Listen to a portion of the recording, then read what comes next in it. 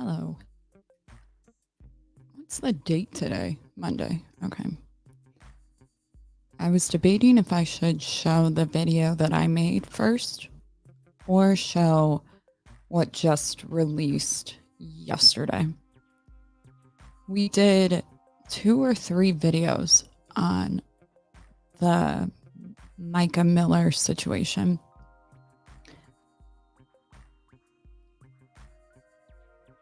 Let's just watch it first.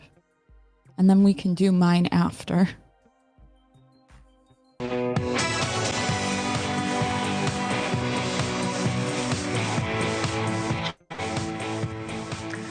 Hello and welcome to a special edition of Banfield. And I have to say, special doesn't do this one justice, because this is one story for the full hour, one exclusive story, an interview with the only living person who can help solve a mystery that honestly, my friends, should not be a mystery at all.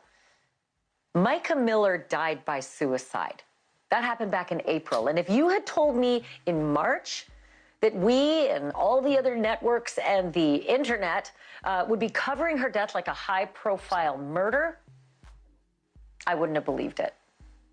It took investigators very little time to establish that Mica did, in fact, end her own life on her own, all by herself. But disturbing details of that life poured out just as quickly. A life centered on an erratic, controlling, and seemingly vindictive husband who's the pastor. I find this so fucking triggering. I genuinely, like, it's crazy. It's been almost a decade. And the stupidity of the media absolutely infuriates me, because they're the ones they're the issue. The way that she's talking about this is the fucking problem. Sorry. I have outbursts of like absolute rage that I do my best to control. Okay. Of a South Carolina church, and whom she was in the process of divorcing. That pastor's name is John Paul Miller, JP to his friends and to his family. And while there's a paper trail from here till Sunday that documents the couple's turbulent marriage, the GPS trackers that JP put on Mica's car, I fucking can't do it. We're doing my video first, so I feel like my voice was heard first. This is absolutely poisoning the well. Shame on them. Sorry, I don't remember getting so mad when oh yeah, because I couldn't get mad yet because we didn't know that I was right yet. Sorry, this light over here just likes to go on and off. If it bothers, it doesn't look like it really changes anything on screen, but breathe, bitch. It's just such an isolating experience that, like, there really is no words. But all I can do is share my own experience, and either you take it or you leave it. So here is this one. Hold on. Just gonna do a little bit because it's long. I don't know, we can see. This is where the video was. When did I? Okay, probably right. I don't know, like, a good way to word like my experience, maybe what it looked like to like the public based on what public records were available, and then compare it. But there were a lot of things that stuck out to me that I don't think many people are addressing. He said in the video where the police, or not the police, the news station was talking to him, and he said she was homicidal and suicidal, which is really common, a lot more common than like Google leads you to believe. Like, the issue with asylums is that The reason they wanted to defund them and allow these people to integrate into society. But there's a very big issue when you do that, and it's that you can't get somebody into treatment who needs it. And although they're not dangerous most of the time, they're more of a threat to themselves. However, like I've spoken at workshops about this, I've listened to many parents about this, and they all say the same thing. They're all like very scared for their life. I would bet money. I would bet money that the victim had purchased a gun before, or at least tried to. And you're probably like, well, that's a big claim to make. How are you going to support that? I don't know. I just said, I feel it. I bet big money on it, because the way that the public's hearing about he had trackers on her car, I guarantee you he had trackers on her car because she tried to buy a gun before. And maybe he was scared for her to do that, or scared for himself. Like, there's probably a lot more things that the police know that aren't saying, because if they really thought that he was a part of it, they would have arrested him. There's probably been more phone calls to the police. She's probably been hospitalized many years in a row, and people are not going back far enough. Personally, the person that I was close with that suffered from schizoaffective disorder, which is like bipolar and schizophrenia, had a baby. When they would get in heightened mixed states, which is like depression and mania in one, like from the bipolar side, it was like they were like drugged out on stimulants. I don't know a better way to describe meth, but with no drugs in their system, literally. But that's what it looks like very agitated, screaming at nobody, but just very, very agitated. And I knew when those moods came that he was going to be hospitalized, because they were frightening and they were a danger to not only themselves, but people around them. And actually in those states, that's when most people are likely to take their own lives. I suspect that the issue that comes with a lot of these things too is like I think it all looks sketchy, because I know what forms and shit don't make it to the public.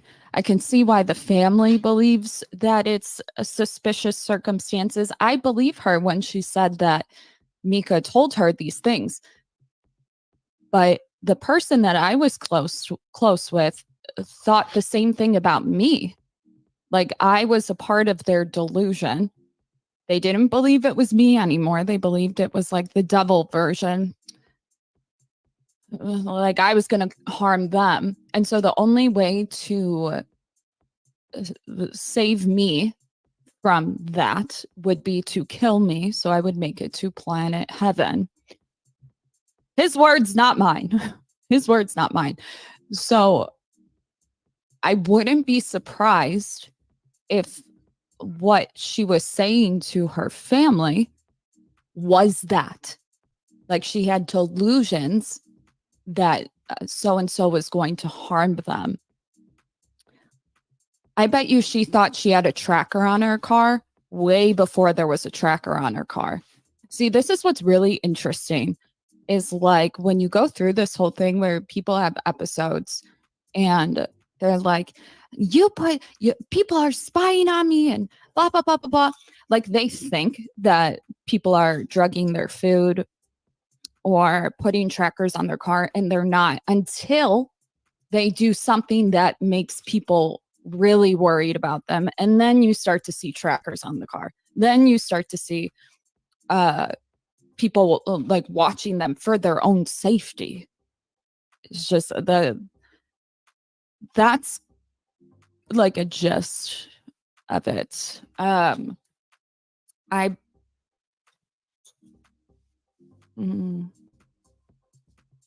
We do know that it was a self-inflicted gunshot wound. But people think that he drove her to do it. I don't believe that. I bet you he tried to get her help for a long time. I would also guess that her age is probably 29 or 30, and I bet you this was going on a little bit before that, a couple years before that, if I had to guess, just because from experience, I know women who develop or maybe they enter a psychosis for the first time, whether it manifests to bipolar with psychotic features, schizoaffective, not a doctor, just given my experience. I would die on the hill. Sorry, I probably shouldn't say that. Oh, I would say that she probably was deteriorating for a really long time. Maybe not that long to some people, but like when somebody is in their 20s and they start to deteriorate, it starts off as depression for like 2 years. And then they slowly stop brushing their teeth. They slowly isolate themselves. They people are talking about how he moved things into their name. I'll never forget when so and so took my phone number, my social security, and signed me up for Robinhood. And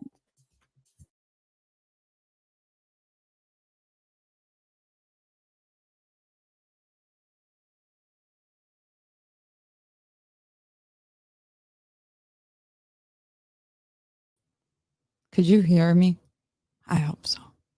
Allegedly slashed. And oh, right, that topless photo of Mica that he reportedly posted online. The workshops that I would go to, I would do a couple things. There's like workshops with siblings, family members who have to cope with the fact that the system is designed to fail. Like, we'll go into it. Don't get me wrong. But the workshops that I would go to was teaching the LEAP method, which he mentions in the interview. So I know this man gives a fuck about his wife. A big fuck. And it absolutely enrages me that people see it a different way. But can you blame them? We'll go into it. But anyways, the workshops would be families desperately looking to how to get this person into treatment. You're probably wondering, like, yeah, I guess like if my son or daughter develops something, I mean, when they have like choked you out and you've gotten police saying, well, are there marks? Things like that. You go to the hospital, you tell all the doctors what's happening, and they release them actively psychotic into your care after they just tried to kill you. You understand the desperation. Like there's a desperation for the family to help them, and they can't get help. You see a school shooter shoot up a place, and they're absolutely condemning the parents who, I bet you, tried to get their child help for a long time. Cop 911 calls, but they're to crisis. So you will not find them on Google. That's a big deal. That is a huge deal. And guess what? It deludes the public. I can't stand it. Now, when you lose somebody, even just grief in general, life is like, it never is the same. It never gets that same brightness again. It always kind of has like a dullness to it. Y'all, I don't even see color anymore. But you know what I do see? Ignorance. And I'm being rageful right now. Is that even a word? Like, I'm absolutely annoyed. And I can laugh about it. But the 9 years of not being able to say anything to anybody because you don't get it. There is no language to it I was like, maybe it's the brain, me hitting my head that I don't have the language for it. And I'm listening to this interview and I'm like, no, like it's the trauma. Like I can see it or hear it in the way that he talks about things because what some people say is, oh, that sounds like a slip up. No, it's like taking color out of your life and trying to explain somebody how you used to see color. Like, I don't know, fucking describing the color yellow to somebody who's never seen color is kind of like the experience that I'm trying to convey. But, anyways, the workshops were those. Then I would also go into police departments teaching officers how to de escalate. They're pretty good at it. Out of the entire thing, cops are pretty good at it, at least where I was and the different places I would go. They genuinely care. Like, I still will get phone calls every couple months, like, so I had this guy that I've heard it all. Like, I don't even know what would be outlandish to you guys, to like, because it's just so normal. This guy, I think he thinks Donald Trump put a barbed wire around his chest and that I'm secretly Donald Trump. How do I calmly like assess this? Like, should I not be in uniform? Phone calls like that. Like they genuinely care. I'm sure that's not always the case. Granted, it was like a suburban area, so but most of the calls are on the mentally ill. But then when you start to add in things like fucking if this was Chicago, oh my god. There's not enough. I don't think there's too much going on where I don't know if the mental health would be so prevalent. I can say it about the suburbs, but anyways, I would de-escalate with the police. I would go into different homes for people who like Reddit posts that would be like sent to me. Be like, I'm located in this area. This is what's going on, and reach out to them, sit down, talk. It was usually their son, usually the popular kid, usually the football player. Think back to your high school days. Pick out the shy, handsome jock. See if you can find him later on Facebook. That's like the amount of times I heard he was like the all-star football player, baseball player. Always good looking. They actually did a study, which we can go over another time, but there's like a facial recognition that can kind of identify if somebody will develop a mood disorder. So if you got a mood disorder, you're probably good looking. Can't lie with science, baby.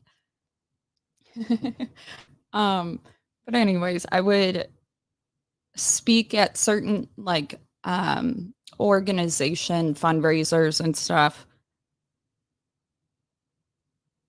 I feel like there was another thing oh yeah, I used to draft shit. Well, technically, there's people that would write it, send it to another person, send it to another person, and I was the last person that went through it before I sent it through. So I don't like proofreader number 10, something like that. Shocking, isn't it? But it's not just my story. It's everybody else's. They're all the same. I mean, it's like, how can you tell that they actually need meds? I don't know. They're naked, knocking on the neighbor's door, asking for a gun. I mean, you tell me, King. You tell me. I don't know. Okay. This is not a laughing matter. Let's just keep going. One indisputable fact remains, and it cannot be forgotten. John Paul Miller has not been formally accused or charged with anything related to Mica Miller's death. Mica was 30 years old and had been living apart from JP for more than a year when she got in her car in Myrtle Beach on April 27th alone and drove to a pawn shop where she bought a gun and ammunition. She made another stop at a gas station, and then she drove to the Lumber River State Park in North Carolina, right across the state line. And it was there that she dialed 911, telling the operator exactly what she had planned for that Saturday afternoon in the woods and where exactly they could find her body. It took about 10 minutes. 10 minutes. And they found Mica Miller's body. And though JP had an alibi, and it was verified, and police had receipts and videos, and Mica's own words pointing to suicide, Mica's family and Mica's friends, and seemingly half of the internet, believed that John Paul of the Solid Rock Church was responsible for Mica's death. If he didn't pull the trigger himself, the theory went, he drove his poor wife to do it. I am getting triggered again. Forgive me. The language, bitch. Shame on you. Even though his alibi was verified, watch the tone. I hate to be the tone police, but when you watch it back, it's like you're still fucking nothing's good enough. Nothing would sound right to you because you believe idiots on the internet. I said before that I was the only sibling in the house when the whole thing happened. My parents didn't even believe me who were in the house. But the reason they didn't believe me is because I was home all day. They weren't. It wasn't until they were home that they were like, oh shit. I have other family that was not in the house at the same time, and they would probably be acting the same way as Mica's family is. Somebody died, which is horrible. I'm going to say it again. Pastor John was the one that kept her alive, period. I swear to God, if I die at the hands of the mentally ill and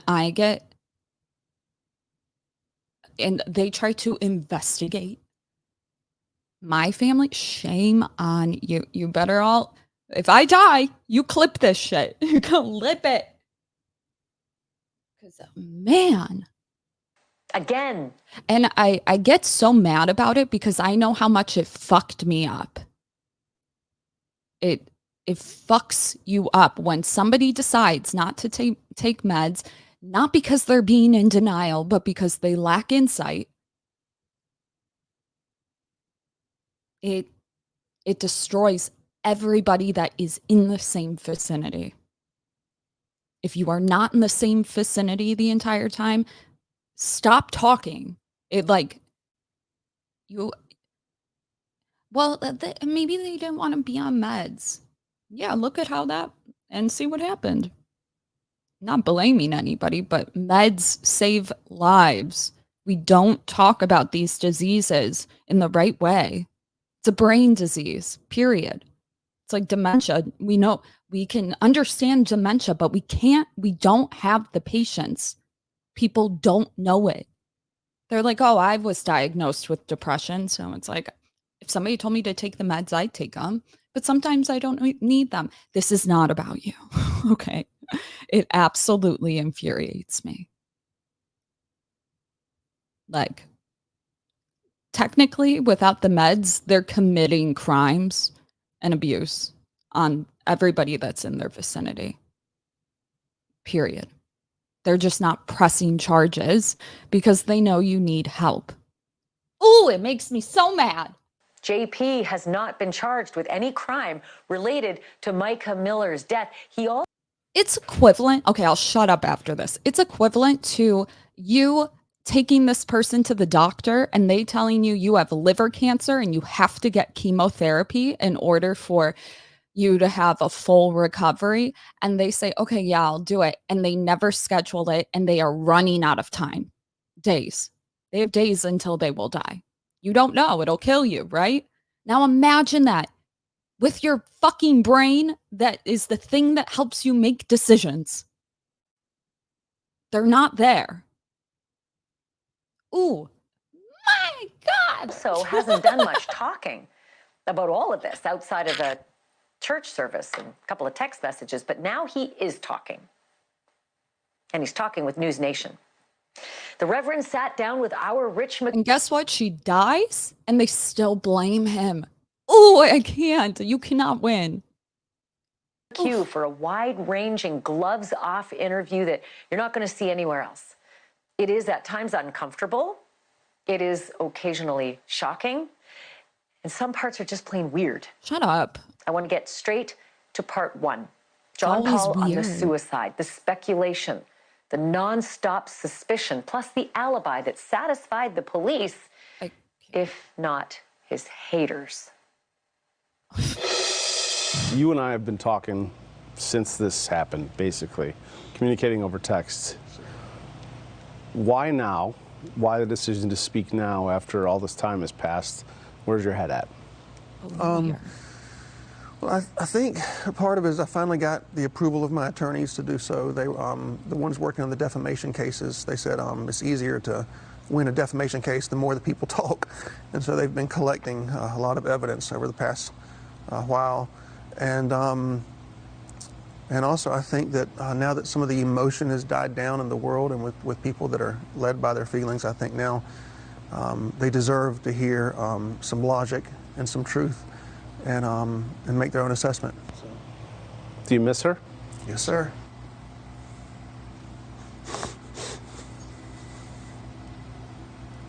Yes, sir.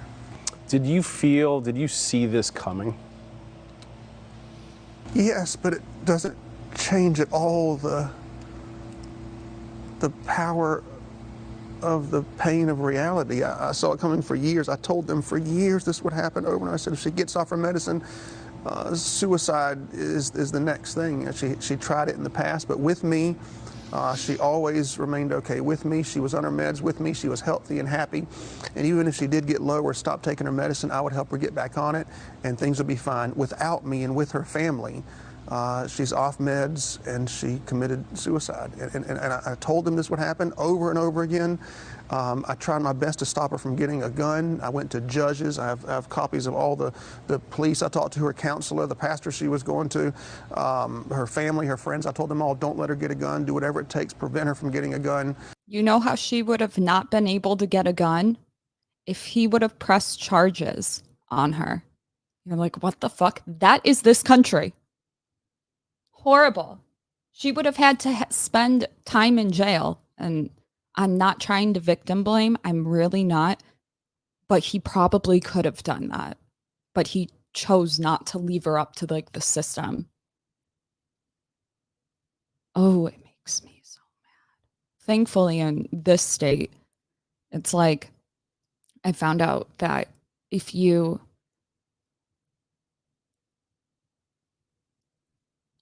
like, I don't know what other way to say, like pleading with the officers to make sure that they wouldn't be allowed to get a gun. Like, ooh, I feel for this man.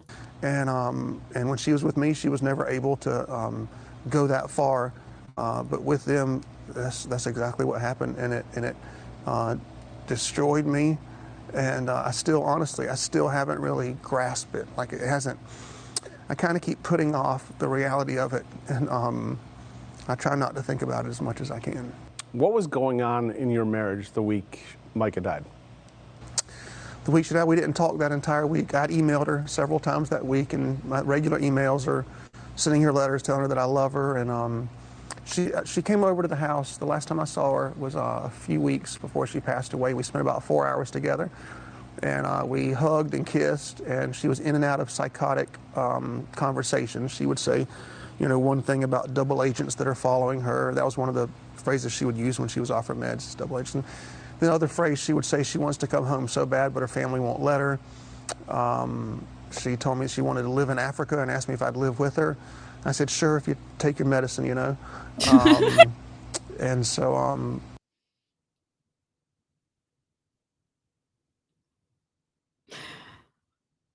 That's like, I'm laughing because it's like you try everything and you learn that if you agree to certain terms that and you say, I will do that if you take the meds. That's how doctors teach people to talk to their loved ones before anybody thinks they're trying to drug her up. It's the disease. It is ruthless. I know from experience what it looks like when they deny meds. It looks the same as when you point out they're drugged up. It's the same. You look at a homeless person on the street who looks really fucked up. He's not on medication. Some of them like don't respond. They're always sleeping. Ooh. And then Jamie Spears had the same thing with Brittany. He would say, yes, if you take your meds, you will see your kids. You can't look at it if you look at it any other way, people are like, oh, it's manipulation. No, that's how they teach us to talk to them. That's how you get them to agree to treatment because they don't know that they're sick. Ooh.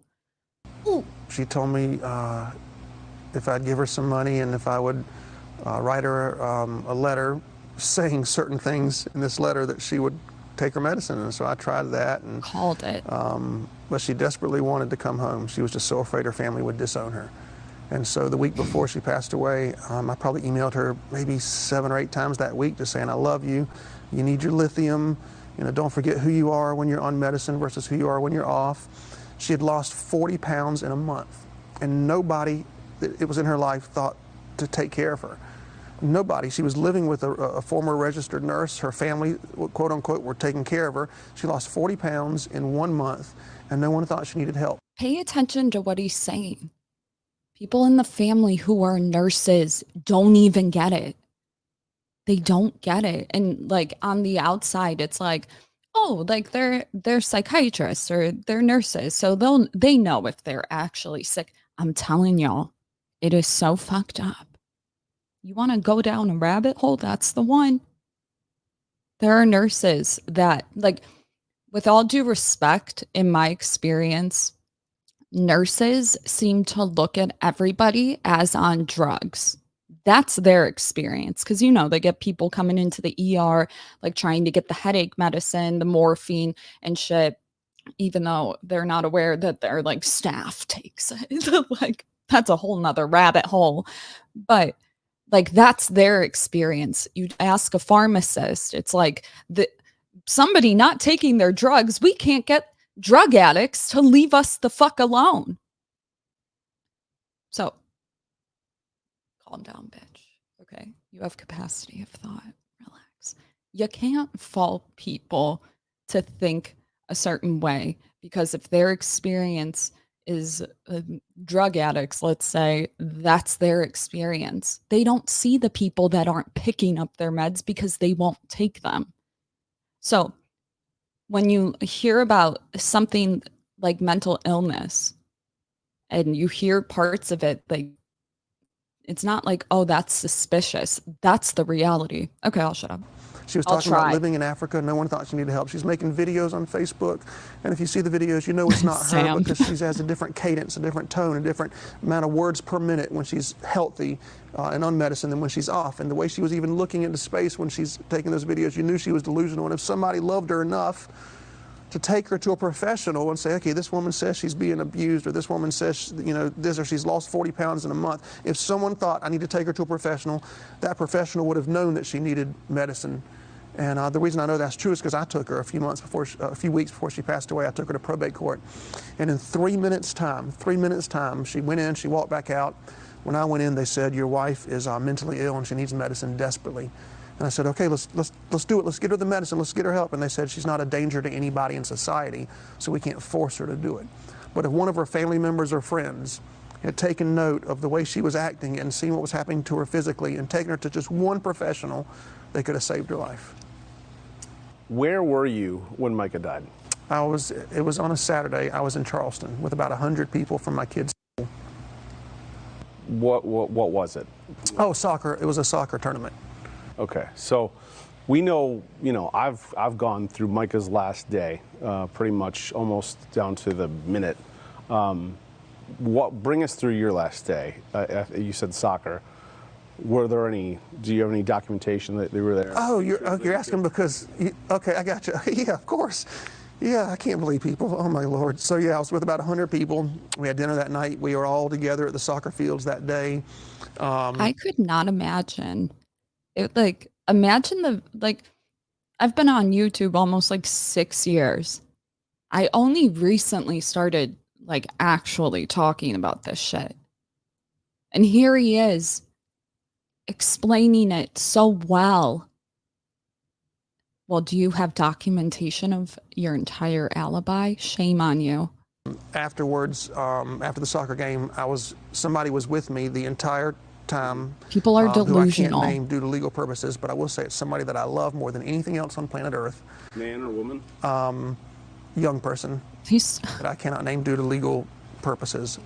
your but child. somebody that I probably. am responsible for and love very, very much. And that person was with me, and we went shopping in Charleston, and we got food in Charleston, and there's all the receipts from that throughout the time. I think we might have gotten gas too, and then made it back to Myrtle Beach. And I was just actually looking today at emails that I sent her that day. I sent her 4 emails that day, and I just noticed today that 2 of those she wasn't able to read because it was after it had happened.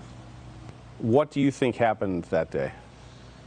So, according to what she's tried to do in the past, and according to her doctors who have taken care of her for years, and according to me who's seen it over and over again, I imagine that she was in an incredibly euphoric attitude. I saw her pictures on the Dick's Pawn Shop. Someone sent me screenshots of the Dick's Pawn Shop pictures where she's smiling, which out of the 6 or 7 times that she tried to commit suicide in the past, only one of those times was she depressed. The other Excuse me, pay attention to this part and really think about the implications. If a family member who lives with this person is telling you that it's a state of euphoria, for my family member, it's a mixed state. So it's a euphoria, but also like a deep depression at the same time. It's very uncomfortable. Like it's when they're most likely to commit suicide is in a mixed state. It presents differently for men and women. But when he's telling you this and he's saying that at the store, because we all watched the video, she looked totally fine, almost happy even. How are we supposed to educate people to say that person has mental illness to like the gun store owner? Hey, I'm all about guns, baby. America, not for mentally ill. No. No. How do you tell them that? Oh, if you notice somebody that's smiling.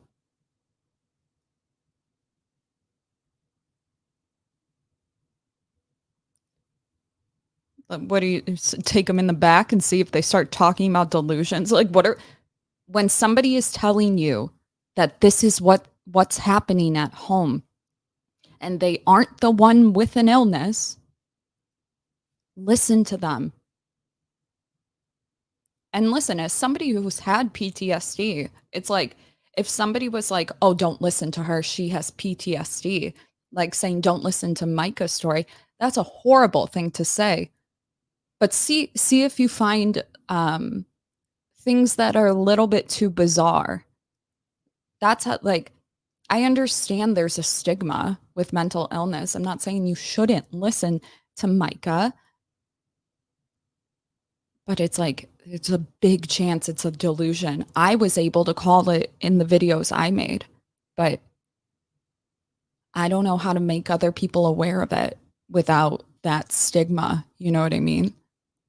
Even the parents I would talk to, good parents, bad parents, and by bad, maybe more on the negligent. A lot of people miss the diagnosis because it looks like depression in the beginning.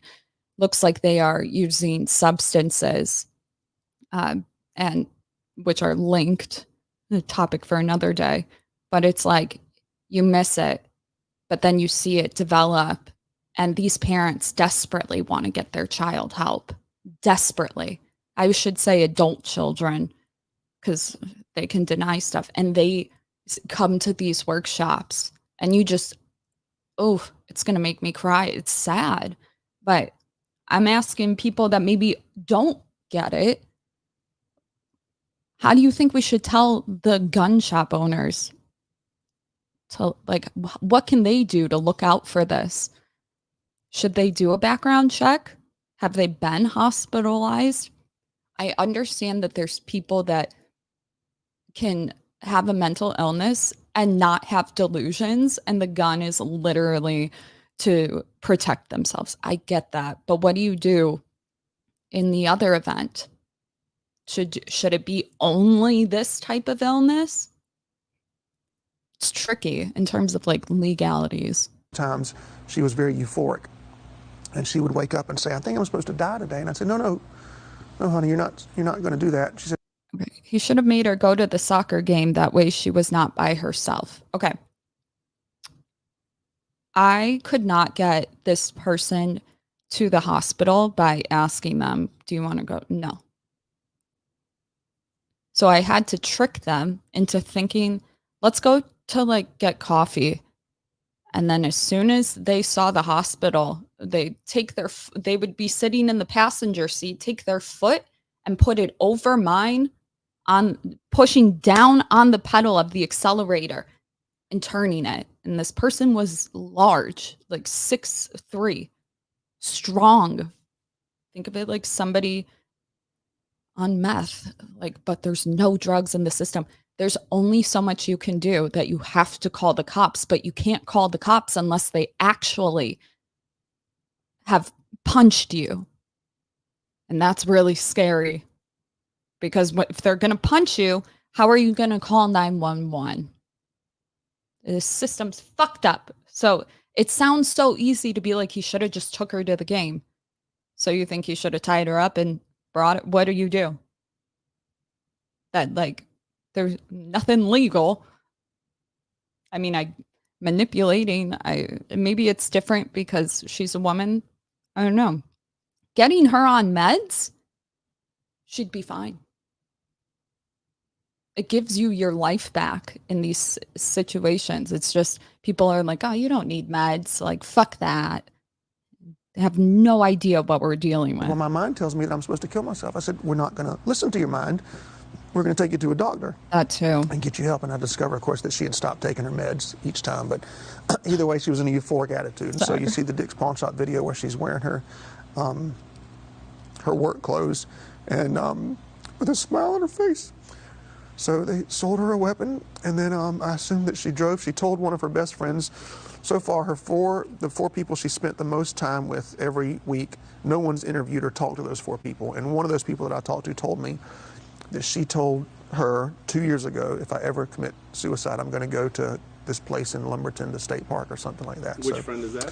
I probably wouldn't want to name her because I saw this friend one time here in public for 30 seconds. And of course, Robbie S. Harvey, as usual, got somebody to take a picture and destroyed the girl's life, brought up her past and horrible things about her. So people are scared to tell the truth or to talk about the good things of Mica because of the social media. So this friend says that Mica told her, if I'm going to take my life, I will probably do it in Lumberton River State Park. She told me that after Mica passed away, but she told me that Mica told her that 2 years ago, yeah.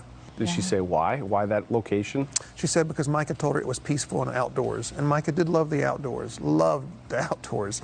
Vacations were outdoory vacations because that's what she loved. But so Has she ever been there?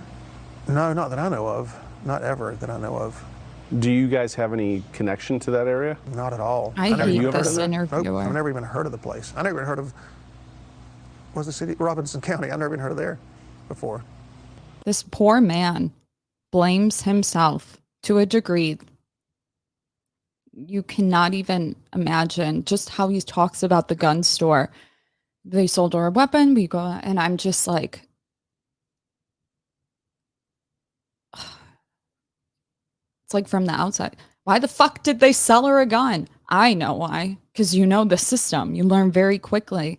The only way to keep her from harming themselves or others is that thing.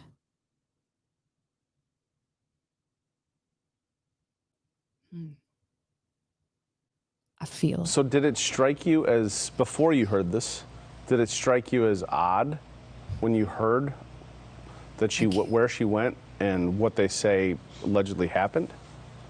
The amount of times, I forgot to say, the amount of times that this person would run when I called crisis, bolt.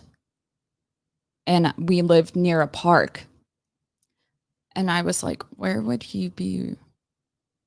And I remember they used to demand me to take them to the train station because they wanted to lay down on the tracks.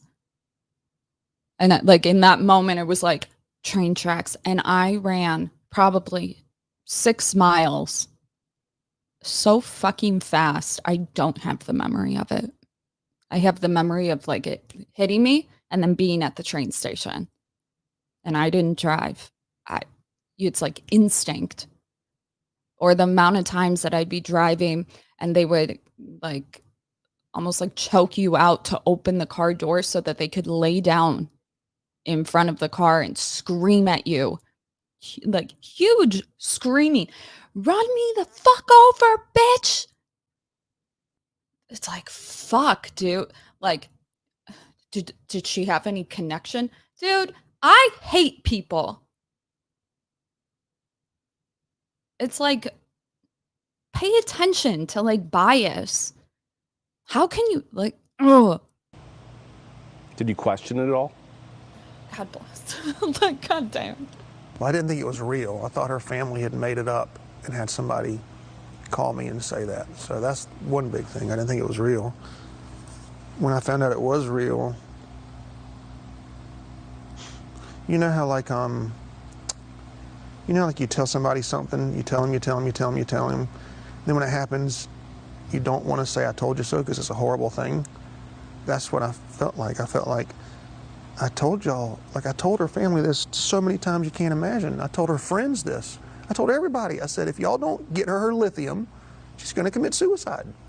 Her doctor told her this on paperwork where her doctor said this. And then when I get the call, here's what I felt like. I felt like the world's biggest failure because I spent the past 3 months when her family got her out of the hospital and didn't bring her home, and her dad talked her into buying him a car, and all this stuff was happening that was all crazy. I made a vow that I was going to do something every single day to try to get her back on her lithium and save her life. And so every day I did something. Sometimes I did 4, 5, 6, 7 things. Some days it's just one thing. But every day, whether it was an email, a text, visit someone, talk to a family member, talk to a friend, go somewhere, go to a judge, go to probate, I'm going to do something to save her life. And I spent every single day for those 3 months doing that. So getting that phone call made me feel like the world's greatest failure. I was against the whole world because everyone told me that it wasn't true and that I was making it up and that whatever they were saying. So it was me against the world for 3 months, and I failed. What was the call, and who was the call from, and what did they say? Man, it was a man.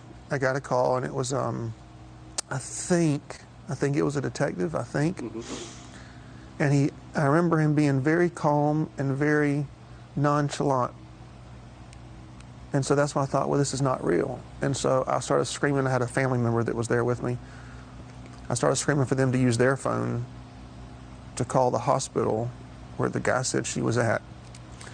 And my family member called the hospital and said it was real. And I still didn't believe it. And so I called.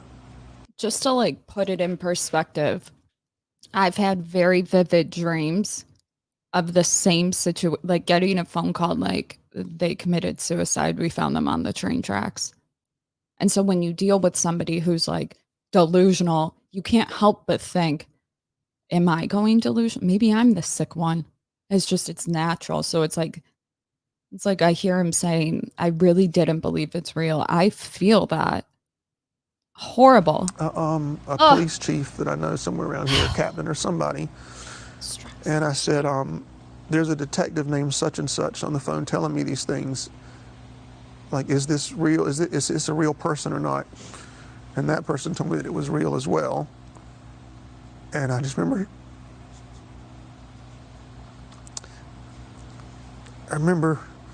screaming really loud and throwing up everywhere. And What did they tell you? I remember throwing up. Did I have spaghetti that day? It was a lot of throw up. It was something red. I'm sorry? What did they tell you? I don't remember. This, for those that didn't catch that, that's PTSD. I pray that this man takes time and like heals.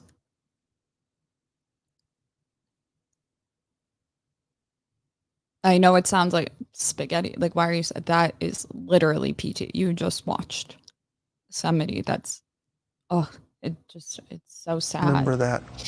Oh, no, I don't remember that. Hold on. I don't remember. He said, my family member called the hospital and spoke to, I think, either the head nurse or medical examiner or somebody.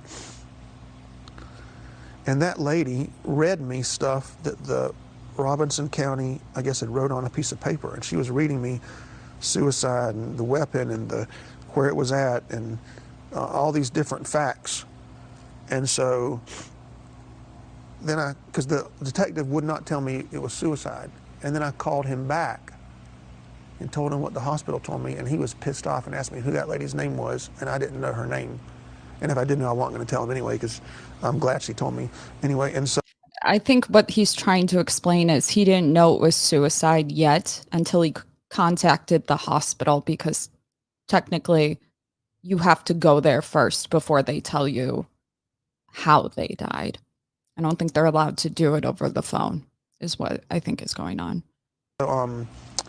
And I said, is this stuff true? And I can't remember if he said yes or just hung up. I don't remember. Do you remember what he said, though? No, man, I don't remember at all. If I try to EMDR therapy, John, if you ever watch this, it will help you put everything back in order. When you experience trauma, somebody dies, somebody gets sick, whatever, it's like they take all your files in your brain of memories as soon as yesterday to way back when, and it's like it just fucking blows up. People are going to be like, oh, he can't remember, he's lying. No, you're stupid. It's trauma. EMDR therapy, I went to it 2 times, and you don't have to like share anything, which is like talk therapy to me. I don't want to talk about this stuff. I've only recently been talking about it. It takes years. I mean, I'll talk about it with people that understand it, but trying to explain it to other people, it's like, now it's fine. But EMDR therapy, do it. if I try to enunciate it, I'll probably be making something up based on all the crashing of everything going on. So I can't tell you for sure. Did you ever question the findings that the authorities gave to you that this was suicide? This bothered me because I know about detective work, and here's something that maybe you can take away. When somebody commits a homicide and they say, we think it's a suicide, we still have to do more investigation, they're lying. If they ever say, we think it was a suicide, they have like a suspect in mind. They're just gathering evidence. And the reason I know this is because it is so obvious at the crime scene if it's an actual suicide or if it's a faked one. It is so fucking obvious. I don't know other words. Like, there used to be riddles in school about this shit. At least where I went to school, it'd be like you'd look at 2 crime scene photos that are like cartoons almost, and they're like, how did this person die? And like it would obviously look like a suicide, right? You got this, you got that, but something's off, and you have to pick out the details. One of them being if the gun was used. You can't put a gun in somebody's, like, you can't put a gun upside down or something in their hand. It just won't look real. But when you shoot yourself, Teal, I won't go into graphic stuff, but it's like the way that everything ricochets, that person would have no idea. Nobody would know except for like detectives. Or if like somebody made videos on YouTube, this is what happens when you die. This is where the bullet is. It's like, You really can't place it. So when this interviewer is asking something like that, you are literally fear mongering. So sorry. Hi, dog. No, I mean, I'm not a detective. I watched Scooby-Doo growing up, but that's what everybody seems to be acting like, is they're, part of the mystery machine. But my Lord, like, let my wife, let her be at peace. Like, she's in heaven. She's not worrying about all this stuff. Let her rest. Let her memory rest. She had suicidal tendencies over and over, year after year, off medication especially. She went to Dick's Pawn Shop before, purchased a weapon, and tried to do the same thing. She drove out in the middle of nowhere. She called 911, left a voice message. I don't really understand what else could be. But you know what? I'm not a professional, so I don't know. In other words, they want to blame you, John, so they'll find anything. It all added up to you. It made sense to you. I mean, I'm not a detective. If she had heart surgery, I'm not going to question the heart surgeon. I don't know anything about detective work at all. Right, but it's your wife. I mean, it's... Shut up, dude. And them telling you her life has ended. I'd put money on it that he has had to walk through scenarios in his head about this, like, to prepare yourself for this exact situation. But nobody wants to say that. Like, but it's your wife. Shut up, dude. Like, I hate when people think that they know exactly how they'd react in, like, trauma situations. Ooh, I'll fuck you. Are you trying to ask me if I think somebody murdered her? Do you think anybody murdered her? Oh my God, I can't. We have to take a quick break, but don't go anywhere. There is a lot more of News Nation's exclusive interview with John Paul Miller coming up, including questions about the very day after Mica's death, when John Paul disclosed it to his congregation in a bizarre sermon. If you want to be a news reporter and you want to do a good interview, ask about the first time he noticed something was off. Ask him what that looked like. Like, why did you not suspect anything at first? When did you realize that this person thought they were being poisoned? Like, when did you become a part of their delusion? And how many times were you harmed? How many times do you think you called Christ? Like, ask some, like, things to learn about the illness. Because people literally will see this as like, oh, she had a mental illness. Like, it's okay though. They don't get it unless they experience it. A sermon in which he revealed private details of her mental health and maybe I should get an interview with him. Referred to her suicide, but went to great pains I wouldn't know how to avoid mentioning her name. I got a call late last night. My wife has passed away. And yeah, it was self-induced, and it was up in North Carolina. John Paul Miller explains that video coming up next. Just days before Mica Miller's dead body was found at the Lumber River State Park in North Carolina, Mica had served divorce papers to her estranged husband, Pastor John Paul Miller. Estranged? So perhaps it wasn't a huge surprise that Pastor Miller got a lot of scrutiny right after her death. Mica hadn't been gone a full day when the pastor delivered a sermon, a bizarre sermon to his congregation. A sermon announced... Shame on, I can't, you guys, she's triggering the fuck out of me. I'm about to end the video. I can't stand it. Like, the ignorance is so fucking blaring. If John ever watches this experience is going to make you one, I probably shouldn't say one hell of a pastor, but like, forgive me. The only people that I could find that get it were in the church. I wasn't even religious at the time. It will make you a phenomenal pastor, even though you already are. But experiences like this, it changes everything that you look at. And you actually find more solutions for things that people don't even bother with because you know what it's like to not have one. So shame on this lady. Announcing her death. And then inexplicably, he told the church that she'd taken her own life after a long struggle with mental illness. uncomfortable. And things got even more unusual from there. Shut up. During his eulogy to his late wife, Mica, he claimed to lay next to her dead body in the morgue and then claimed he tried to raise her from the dead. Here's how he put it. I got a call late last night. My wife has passed away. And yeah, it was self-induced, and it was up in North Carolina. And we're going to have a funeral for her next Sunday here at 3 p.m. And so it's all I can, yeah, I'm just kind of going on adrenaline right now. So y'all pray for me and my kids and everybody.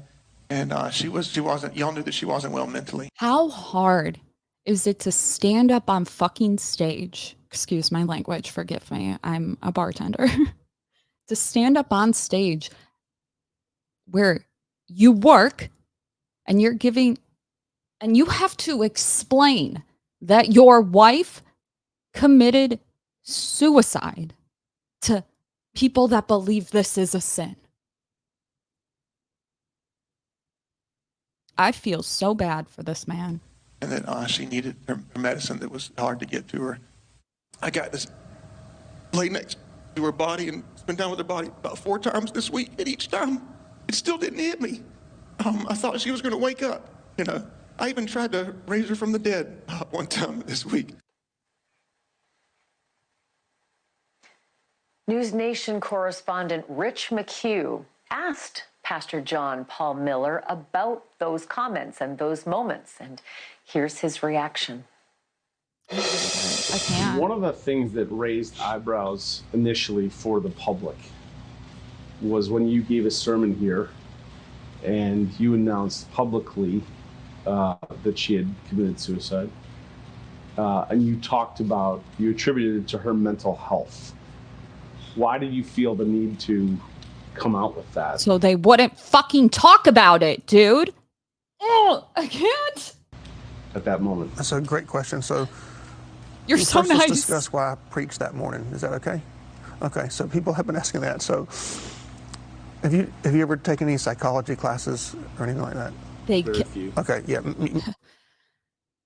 Don't bother. Don't bother. They don't get I it. haven't taken any. So I would love to find a book or a psychology professor or someone that could tell me the correct response when you spend 7 years trying to keep someone alive by just taking a few pills that their family tells them not to take. Then when they don't take it, they go into a hospital, their family takes them out, and then you spend 3 months trying to get them help when their family's telling them that you're evil and the bad person. And then it finally happens, the thing that you've been dreading for 7 years, then you're trying to prevent for 7 years, then it happens. I don't know what the correct response is, right? Am I supposed to stay home and cry? Am I supposed to go out with my friends? Am I supposed to go to a bar and drink? I don't know what the right thing is. Right? As a pastor, should I just get on my knees and pray? I mean, I want to die in that moment. And so. No, you tell them to fuck off. Tell the interviewer to fuck off. Like, fuck him up. Sorry. The next morning, I remember thinking, okay, if I stay home, I'm probably going to kill myself. I'm probably going to just go to heaven and be with her and be done. They don't because care. I need to be around people, but I don't want to be around. I get it, but they don't care. They think that you're at fault. Just saying. Oh, I feel so sad. People and come to church and I'm not going to preach because then I'll be judging the guy that's preaching the whole time. And I can preach just as easy as I can breathe.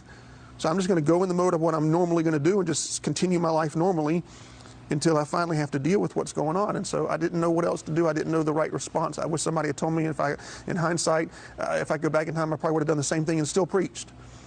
And then at the end, and the sermon was about leaving your legacy and the people you leave on earth and your memory that's being left. So I thought maybe that's God. Then I thought, you know what, Mica would want me to preach. That's exactly what she'd want me to do.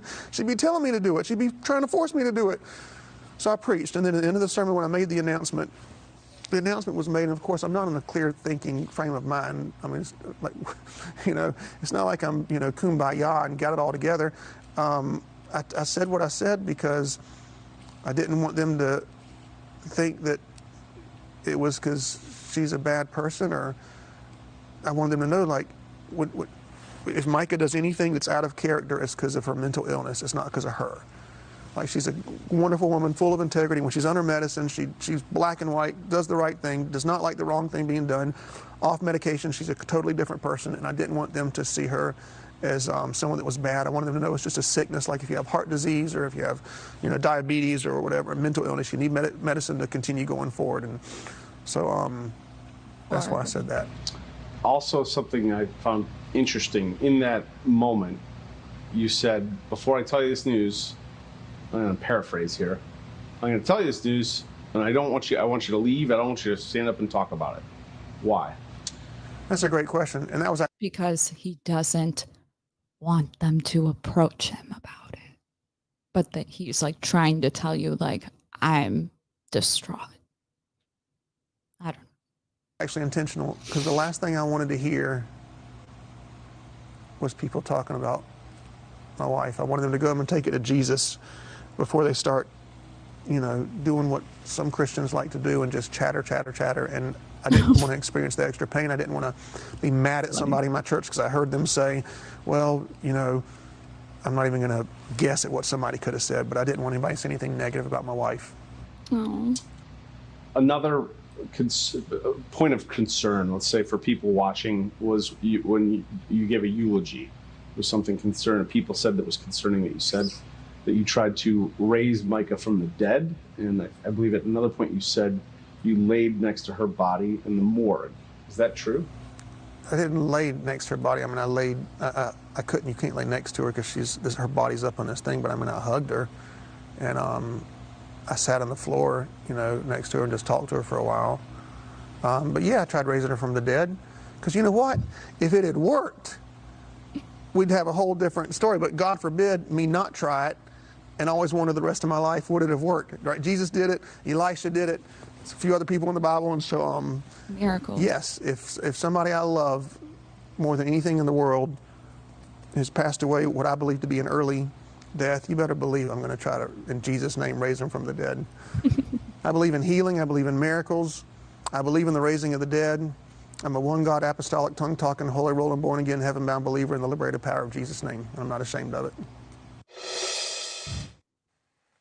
Well, you can't argue that it would certainly be a different story if he'd been able to raise Mica Miller from the dead. I'm going to throw this computer. Remember the apology letter that John Paul Miller wrote to Mica Miller? Apologizing and admitting all of the awful things that he did to her, like tracking her car, slashing her tires, posting a nude photo of her online. Well, now the pastor says he didn't do most of that. He says he only wrote those things at her behest. And he's got a message for all his critics out there who say he drove her to suicide.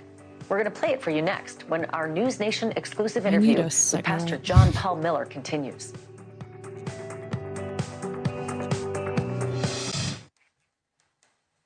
It is always sad, in retrospect, to read the words of a person who takes their own life. But it's both sad and disturbing to read the words of Mica Miller that she wrote in divorce filings right before she took her life. She said that her estranged husband, Pastor John Paul Miller, abused her, quote, emotionally, sexually, spiritually, and financially, as well as physically. And she added, quote, in every way I can think of, end quote. Only days before she wrote these words, that husband sent her an apology letter in which he admitted to placing GPS trackers on her car, slashing her tires, and posting a topless photo of her online.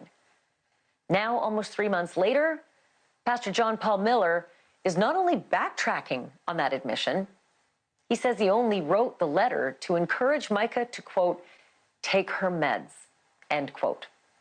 He also paints a very different picture of what his and Mica's relationship was like. Here's more of his conversation with News Nation correspondent Rich McHugh. Would you characterize your relationship with Mica as healthy? Oh man, when she was on her medicine, we had the greatest marriage you could ever imagine. We spent every day together. I don't know any other couple that spends every day. So we wake up, well, she'd kind of wake up before me, but we'd go work out together every day, 5 days a week. We'd eat lunch together every day. We would work together every day. We'd pick up the kids, do stuff with the kids every day. We'd go to dinner every night together. Then every night we would have our routine. So there's 3 things we would do. We would either sit in the bathtub together for 2 hours until the water went from steaming hot to ice cold. She bought this big air mattress we'd put in the back of the truck, and we'd go park somewhere here in Myrtle Beach where there's no lights, and she'd bring us some hot chocolate, and we'd lay on the air mattress for 2 hours. Or we would Pay attention to how he's saying for 2 hours, and then the next thing for the 2 hours. I know what that translates to.